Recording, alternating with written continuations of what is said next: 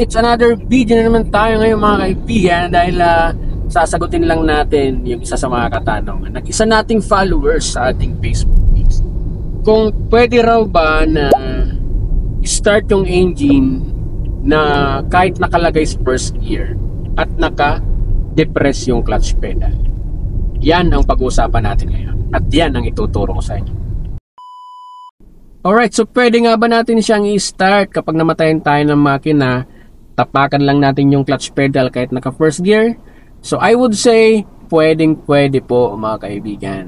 So bigyan ko lang kayo ng brief context mga kaibigan regarding dito sa clutch.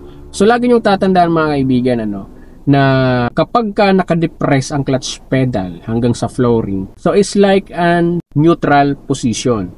So para po siyang naka-neutral ang mga gear natin dito sa transmission.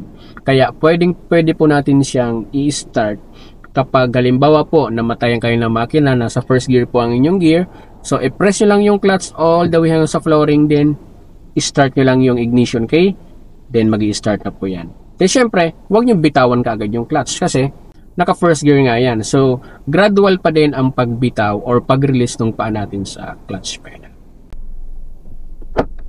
Alright, so actually mga kaibigan, isa yan sa pwede nyong gawin para hindi kayo masyadong magtagal.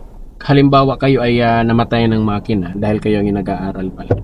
So pwede nyo yung gawin yan para mas mabilis kayong makaalis dun sa lugar kung saan kayo namatayan, para hindi po kayo nabubusina ng matagal ng mga nasa likod nyo. Kasi the usual na ginagawa ng mga nag-aaral kapag ka namatay ng makina, so inilalagay pa sa neutral yung gear tapos ini-engage yung handbrake.